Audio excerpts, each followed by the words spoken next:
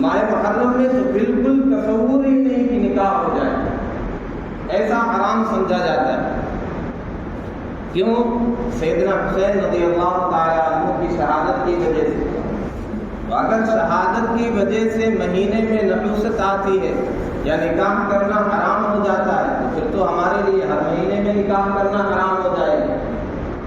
کوئی مہینہ ایسا نہیں جس میں کوئی عظیم شہادت کا واقعہ پیش نہ آیا۔ اور عجیب بات، ایک روایت کے مطابق سیدنا علی اور سیدہ فاطمہ رضی اللہ عنہ، ان کا نکاح ماہ محرم میں ہوا۔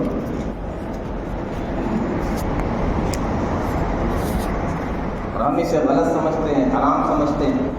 تو نکاح کا کوئی بھی وقت نہیں، کوئی بھی مہینہ طے نہیں، جس مہینے میں مناسب رشتہ مل جائے کر دیا جائے، کوئی خاص وقت نہیں ہے۔ بعض لوگ عصر کے بعد غلط سمجھتے ہیں، زوال کے وقت غلط سمجھتے ہیں، سورج گرہن یا چاند گرہن کے موقع پر نکاح کو معیوب سمجھا جاتا ہے۔ کوئی وقت ہو، کوئی بھی ٹائم ہو، کبھی بھی نکاح کر سکتے، کوئی حرج نہیں، کوئی قباحت نہیں، کوئی نحوست نہیں۔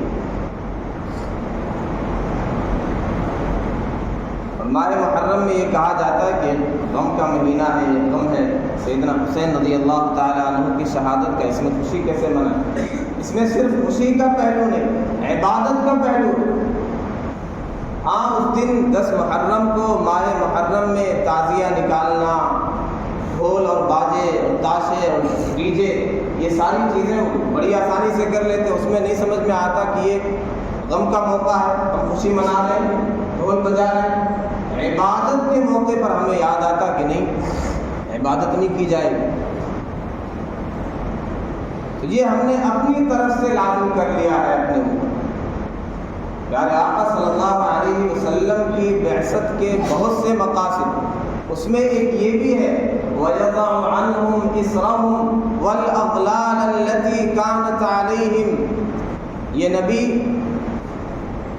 جو امت بوجھ تلے دبی تھی، اس بوجھ کو ہلکا کر دیں گے، وہ بوجھ ان سے ہٹا دیں گے۔ احکام جو مشکل تھے، جن میں تکلیفیں تھیں، مشقتیں زیادہ تھیں، وہ اس امت کے لیے ہلکا کر دیا گیا۔ والاغلال، اور وہ طوق جو گردن میں تھا، وہ طوق اتار دیا، ہٹا دیا۔ کیا ہے تو رسومات کا، بدعات کا طوق، یہ جو اپنی طرف سے لوگوں نے بدعات اور رسومات کی ایجاد کر لی تھی، اس طوق کو پیارے آقا صلی اللہ علیہ وسلم نے ہٹا دیا۔ آپ کی بعثت کا یہ بھی مقصد ہے۔ لیکن ہم یہ چاہتے نہیں، ہمیں اسی زمانے جاہلیت میں جانا ہے، انہی رسومات پہ چلنا ہے، انہی بدعات پہ چلنا ہے۔ جب رحمت عالم صلی اللہ علیہ وسلم نے ارشاد فرما دیا ان اعظم النکاح برکۃ ایسرہ مؤونۃ، سب سے زیادہ برکت والا وہ نکاح ہے، اس میں کم خرچ ہو، سب سے کم خرچ جس نکاح میں، جس شادی میں ہوگا، اس میں سب سے زیادہ برکت۔ ہمارے بھیجے میں، ہماری کھوپڑی میں یہ بات نہیں آتی۔ پیارے آقا صلی اللہ علیہ وسلم نے جب کہہ دیا سب سے زیادہ برکت، سب سے زیادہ سکون اس میں ملے گا، ہم یہ سمجھتے ہیں زیادہ پیسہ خرچ کر کے، زیادہ رسومات کر کے، زیادہ بدعات کر کے، اللہ رسول کو ناراض کر کے، زیادہ بھیڑ اکٹھا کر کے ہم اس طریقے سے برکت حاصل کر لیں گے۔ اس طرح برکت تو نہیں مل سکتی، ہاں اللہ کی لعنت ضرور برسے گی ہمارے گھروں پر، ہمارے معاشرے میں، گھروں میں سکون نہیں آ سکتا۔ نبی کے طریقے کی مخالفت کر کے، بدعات و رسومات کر کے کہاں سے سکون مل سکتا، کہاں برکت مل سکتی؟ پھر آگے بڑھے، نکاح کے موقع پر کتنی فضول خرچی ہوتی ہے۔ ان المبذرین کانوا اخوان الشیاطین۔ ایک ہے اسراف، ایک ہے تبذیر۔ اسراف کہتے ہیں جائز جگہ جہاں خرچ کرنا ہے وہاں اعتدال سے زیادہ خرچ کرنا، معقول جتنا عقل میں آتا ہے کہ اتنا خرچ ہونا چاہیے اس سے زیادہ خرچ کرنا، یہ اسراف ہے۔ اور تبذیر کہتے ہیں غلط جگہ، معصیت اور گناہ کی جگہ پر خرچ کرنا، چاہے تھوڑا ہو یا زیادہ۔ غلط دونوں ہے، گناہ دونوں ہے، ناجائز دونوں ہے، اور دونوں کا ہم ارتکاب کرتے ہیں۔ قرآن میں اللہ تعالیٰ کا ارشاد ہے یا بنی آدم خذوا زینتکم عند کل مسجد وکلوا واشربوا ولا تسرفوا۔ اے بنی آدم، اپنی زینت کو، اپنے لباس کو مسجد جانے کے موقع پر، نماز کے موقع پر لے لیا۔ پس منظر کیا ہے؟ کفار برہنہ طواف کیا کرتے تھے بیت اللہ، وہ کہتے تھے ان کپڑوں میں گناہ کرتے ہیں تو یہ کپڑا پہن کے بیت اللہ کا طواف کیسے کریں؟ تو اس پس منظر میں کہا گیا کہ اس موقع پر اللہ کے گھر جا رہے ہو، مسجد جا رہے ہو، نماز کے لیے جا رہے ہو، اپنی زینت کو، اپنے لباس کو لے لو۔ یہاں سے مفسرین نے یہ بھی کہا کہ نماز کے لیے جب ہم جاتے ہیں تو ہمارا کپڑا بہتر ہونا چاہیے، ٹھیک ٹھاک ہونا چاہیے۔ کسی پارٹی میں جاتے، شادیوں میں دیکھیں کتنا بن سنور کے نئے کپڑے پہن کے، اور خواتین تو ایسی تیاری کرتی ہیں کہ شوہر بھی کنفیوز ہو جائے میری بیوی ہے یا کوئی اور۔ وہاں تو یہ شاندار کپڑے، اس طرح زرق برق لباس پہن کر کے، ایسے سج سنور کر کے مسجد میں آنا ہے تو مرد حضرات لنگی و بنیان میں بھی آ جاتے ہیں، نماز ہو جائے گی، لیکن بہرحال یہ ناپسندیدہ ہے، مکروہ ہے۔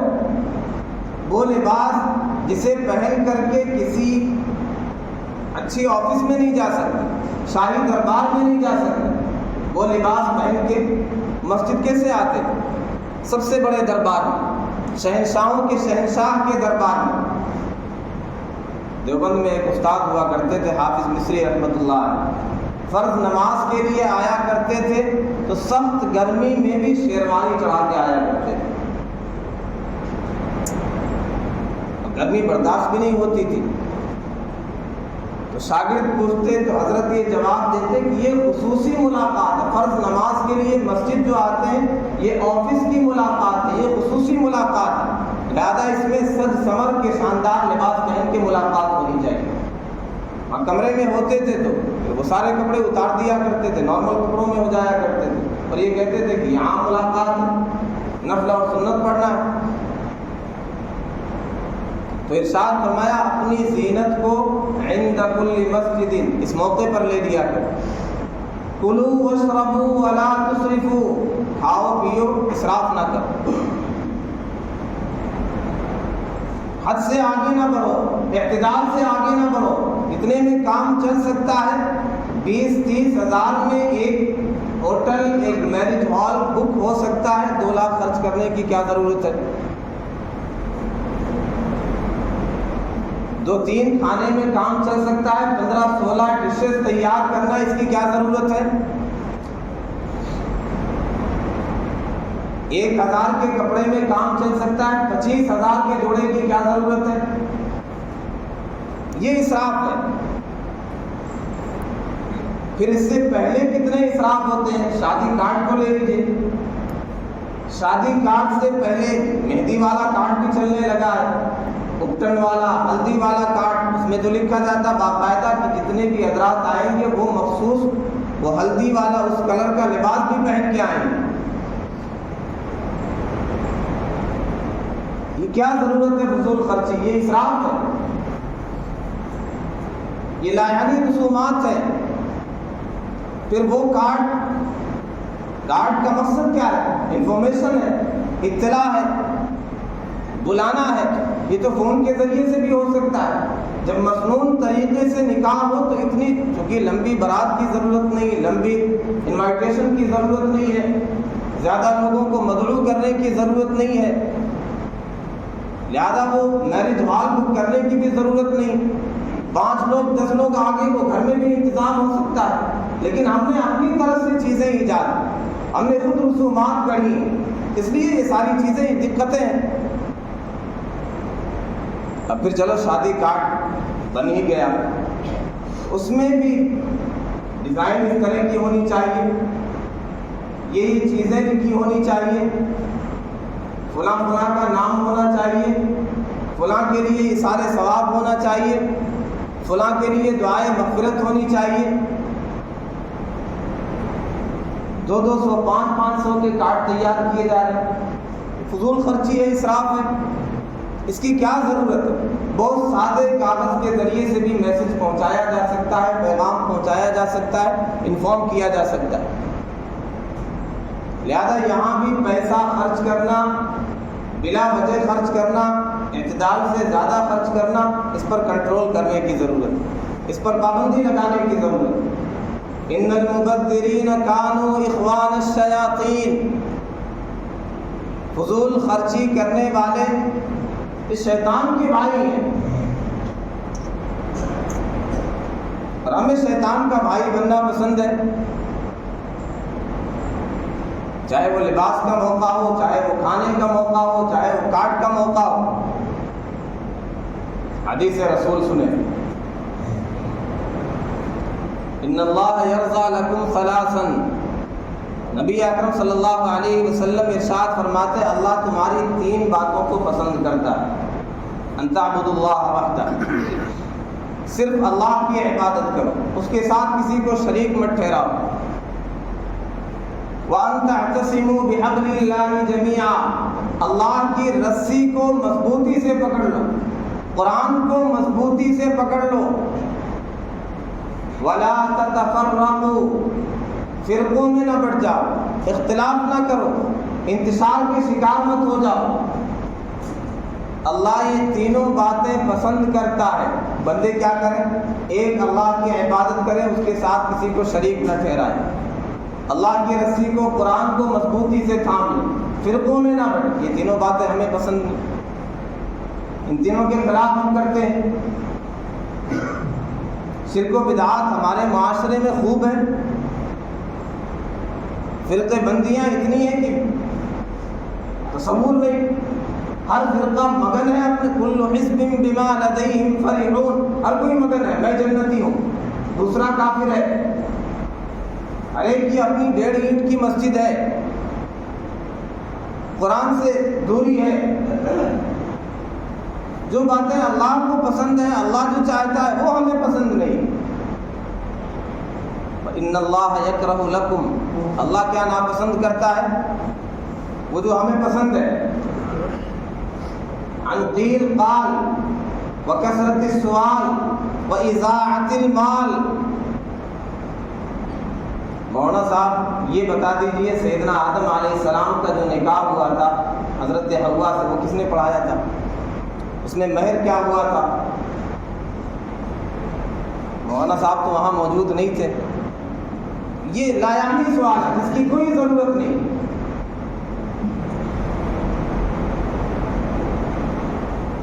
اصحاب کہف کے کتے کا رنگ کیسا تھا؟ اس طرح کے قیل و قال، بال کی کھال نکالنا، ہندی کی چندی کرنا، لایعنی سوالات اللہ ناپسند کرتا ہے، قیل و قال سے اور کثرت سوال سے، بلا وجہ کے لایعنی سوالات سے۔ ہمیں اس سے کیا پڑھا؟ کس نے نکاح پڑھایا؟ کیا مہر تھا؟ جب نہیں قرآن و حدیث میں صراحتاً تذکرہ، قرآن تو کہتا ہے اللہ نے پڑھایا تھا، کیسے پڑھایا تھا؟ اللہ نے کہہ دیا اے آدم یہ آپ کی بیوی ہے، نکاح ہو گیا۔ اس کے لیے ضروری تو نہیں جیسے ہمارے یہاں خطبہ پڑھا جاتا ہے، اللہ نے کہہ دیا اسکن انت و زوجک، اے آدم آپ اور آپ کی بیوی جنت میں ٹھہر جاؤ، جنت میں رہو۔ جب اللہ نے بیوی کہہ دیا، اللہ نے نکاح پڑھا دیا، ہو کہ بس اتنا کہنا ہی نکاح ہو گیا۔ فلما قضى زید منها وطرا زوجناکها، نبی اکرم صلی اللہ علیہ وسلم کے بھی ایک نکاح کا تذکرہ قرآن میں ہے کہ ہم نے آپ کا نکاح کرایا، اب الگ سے کسی چیز کی ضرورت نہیں، جب اللہ نے کہہ دیا تمہاری بیوی نکاح ہو گیا۔ بہت سے لایعنی سوالات ہیں۔ ایک صاحب آئے سیدنا ابن عمر کے پاس، حالت احرام میں مچھر اگر کسی نے مار دیا تو کیا مسئلہ ہے؟ دم تو نہیں ہے؟ فرمایا کوفے کا تھا سائل. فرمایا کوفے والوں نے سیدنا حسین رضی اللہ تعالیٰ عنہ کو شہید کر دیا. ان کے خون کو عرضہ سمجھا. وہاں نہیں مسئلہ پوچھنے آئے. یہاں مچھر مر گیا تو مسئلہ پوچھنے آئے. تو اللہ ناپسند ہے، اللہ کے نزدیک اللہ ناپسند کرتا ہے قیل و قال کو، کثرت سوال کو، لا یعنی سوالات کو، بیجا سوالات کو، وَإِضَاعَةِ الْمَالِ اور مال کو ضائع کرنے کو. اور ہمیں پسند ہے مال ضائع کرنا. ذرا سا مال کیا آیا دکھانا ضروری، ریاکاری ضروری، فضول خرچی ضروری. اور آگے بڑھے. جہیز کی رسم ٹھیک ہے، اسے صراحتاً کوئی حرام نہیں کہتا. کسی کا اپنا مال ہے، اپنی بیٹی کو دے، اپنے داماد کو دے. لیکن کیا آدمی اپنی بیٹی کو شادی کے علاوہ مواقع پر جب مال دیتا ہے، کوئی تحفہ دیتا ہے، کوئی گفٹ، کوئی ہدیہ کرتا ہے، کیا اسے دکھلا کر کے دیتا ہے؟ محلے والوں کو جمع کر کے دیتا ہے؟ ریاکاری کرتا ہے؟ یا اس کی لسٹ بنا کر کے دیتا ہے؟ میں نے تمہیں فلاں دن فلاں تاریخ میں یہ ہدیہ دیا، یہ گفٹ کیا. اس کا مطلب یہ ہدیہ نہیں دیا جاتا ہے. اور ہدیہ جو دیا جاتا ہے وہ واپس تو نہیں لیا جاتا ہے. یہ لسٹ کیوں بنائی جاتی ہے؟ چھوٹی سے چھوٹی چیز سے لے کر کے بڑی چیزوں تک ایک لمبی جو فہرست تیار ہوتی ہے، اور لسٹ جو تھمائی جاتی کس لیے؟ اگر طلاق ہو گئی تو ایک ایک کر کے وصول کر لیا جائے. دولہا مگر ہوتا مجھے یہ ملا، مجھے یہ گاڑی ملی، تمہیں کچھ نہیں ملا، احمق ہو. طلاق ہوگی سب کچھ وصول کر لیا جائے گا. اور یہاں تک خالہ کو یہ ملا تھا، ان کو یہ کپڑا ملا تھا، یہ چپل اتنے کا تھا، فلاں کو 100 روپے ملے تھے، سب کچھ وصول کر لیا. اگر یہ ہدیہ تو وصول کرنے کا کیا مطلب؟ تو کوئی اپنی بیٹی کو دینا چاہے، مالک ہے اپنے مال کا، پورے فیض آباد کا مالک ہے، پورا فیض آباد لکھ دے. لیکن وہ ہدیہ ہونا چاہیے، وہ دینا ہونا چاہیے. یہ رسم پر چلنا نہیں ہونا چاہیے. غریبوں کی خواہشات کا گلا نہیں گھونٹنا چاہیے، ریاکاری نہیں کرنا چاہیے. یہ لسٹ بنا کر کے نہیں دے رہے تو واپس لینے کا کیا مطلب؟ اسی طرح نیوتے کی رسم.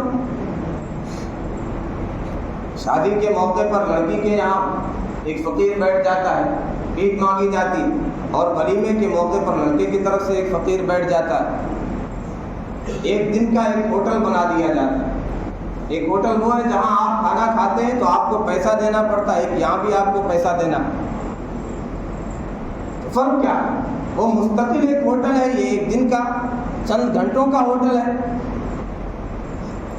یہاں بھی آپ کیا کہہ سکتے ہیں؟ تعاون کرنا ہے، سپورٹ کرنا ہے. اس کے لیے لکھوانا ضروری تو نہیں ہے. تعاون تو آدمی موبائل نمبر، گوگل پے نمبر معلوم کر کے اتنا خفیہ کر سکتا ہے کہ دائیں ہاتھ میں خرچ کیا بائیں کو پتہ نہیں چلے گا. اب تو یہ سہولت ہے. لیکن لکھوانے کا کیا مطلب ہے؟ آپ سپورٹ نہیں کر رہے، آپ تعاون نہیں کر رہے. پھر کیا ہے؟ ہدیہ بھی نہیں ہو سکتا. ہدیہ دے کے آدمی لینے کی تمنا نہیں رکھتا، واپس لینے کی تمنا نہیں رکھتا ہے. یہاں تو یہ تمنا کہ واپس لیں گے، اور وہاں جو پوری لسٹ تیار ہوتی، انہوں نے اتنا دیا، انہوں نے اتنا دیا، وہ گھر میں جا کر کے دیکھا جاتا ہے. اچھا فلاں سا 4 ویلر سے چلتے ہیں، اتنا شاندار بنگلہ، 200 روپیہ ہی دیا. ایسے کنجوس ہے. یہ کیا ہے؟ پھر جب واپس دیا جاتا ہے، ہم نے 100 دیا تھا، انہوں نے 100 ہی دیا، ہم نے 500 دیا تھا، 500 ہی ملے. ہدیے کے بارے میں آتا جو ہدیہ دے کے واپس لے، ایسے ہے جیسے کتے نے کھانا کھایا، زیادہ ہو گیا، قے کر دیا، پھر اسے نگل لیا، بھوک لگی. تو کتا قے کر کے نگل جائے، یہ ہدیہ دے کے واپس لینا ہے. ظاہر ہے یہ ہدیہ تو ہوتا نہیں. پھر کیا ہے؟ قرض کی شکل ہے، قرض واپس لیا جاتا ہے. اور حدیث میں آتا کل قرض جر نفعا فهو ربا. ہر وہ قرض جو نفع کھینچ کر کے لائے، 500 دیا تھا، 1000 مل رہا ہے 4 سال کے بعد اپنے یہاں شادی کے موقع پر، ہر وہ قرض جو نفع کھینچ کر کے لائے یہی سود ہے، یہی ربا ہے۔ اور سود ہم جانتے ہیں کتنا سنگین جرم ہے۔ اللہ اس کے رسول سے جنگ کر رہا ہے، فَأَذَنُوا بِحَرْبٍ مِّنَ اللَّهِ وَرَسُولِهِ، اعلان ہے اللہ اس کے رسول کی طرف سے جنگ کا۔ اللہ اس کے رسول سے جو جنگ کرے گا ظاہر ہے اس کا مقدر تباہی ہے، خسارہ ہے۔ تو اس حوالے سے بھی ہمیں متفکر ہونے کی ضرورت ہے کہ نکاح کے موقع پر بہت سی تو چھوٹی چھوٹی چیزیں ہیں، وہ بھی رسمیں ہیں، وہ بھی بدعات ہیں۔ کلمہ پڑھایا جاتا ہے، کیوں پڑھایا جاتا ہے؟ پہلے تو یہ کہا جاتا ہے کیا حرج ہے، کلمہ ہی پڑھا رہے۔ سوال یہ ہے کیوں پڑھایا جاتا ہے، کیا ثابت ہے؟ نہیں ثابت ہے تو کیوں پڑھاتے ہیں؟ صاحب کوئی کفریہ کلمہ خدا نہ خواستہ کہہ دیا ہو تو تجدید ہو جائے گی، کلمہ پڑھ لیا۔ یہ تو ہر جگہ ہونا چاہیے، مسجد میں آنے سے پہلے کلمہ پڑھا دینا چاہیے۔ اگر ایمان نہیں تو نماز بھی قبول نہیں ہے۔ حج پہ جانے سے پہلے وہاں کلمہ پڑھانا چاہیے۔ دولہا دلہن کو مسلمان نہیں سمجھتے ہیں تو پھر کلمہ پڑھائیے، اور پھر ہر جگہ پڑھائیے، نماز سے پہلے بھی پڑھائیے، ہر عبادت سے پہلے پڑھائیے۔ اگر ایمان نہیں کوئی عبادت قبول نہیں۔ لہٰذا یہ بھی اپنی طرف سے ایجاد کردہ رسم ہے، اسے بھی چھوڑنا چاہیے۔ اور پھر اللہ کی پناہ الامان الحفیظ ویڈیوگرافی جو ہوتی تھی، بے حیائی، فحاشی، نکاح اور شادی ہم نے اسے فحاشی کا اڈا بنا دیا، بے حیائی کا اڈا بنا دیا۔ ناجائز تعلقات کتنے یہاں پر قائم ہوتے ہیں۔ نوجوان لڑکے وہ لڑکیوں کو، خواتین کو کھانا کھلا رہے ہیں، ایک ساتھ بیٹھے ہوئے بات چیت ہو رہی، گپ شپ ہو رہی ہے، اور ویڈیوگرافی والا یہ جو فلمنگ چل رہی ہے، ویڈیو بنائی جا رہی ہے بغیر مسلم۔ دولہے سے پہلے یہ دولہا بنا ہوا، دولہا گھونگھٹ نہیں ہٹا سکتا، پہلے یہ ہٹائے گا، پہلے یہ دیکھے گا، پہلے یہ ویڈیو بنائے گا۔ اور والدین خوش ہوتے ہیں پیسہ بھی دے کر کے، اتنے پیسے بھی لو، میری بیٹی میری بہن کی تصویر بھی نکالو، ویڈیو بناؤ، ادھر سے پوز، ادھر سے پوز، ادھر سے تصویر، ادھر سے رائٹ لیفٹ۔ انتہا ہے بے حیائی کی، بے غیرتی کی۔ اذا فاتک الحیا ففعل ما شئت، بے حیا باش ہر چه خواہی کی۔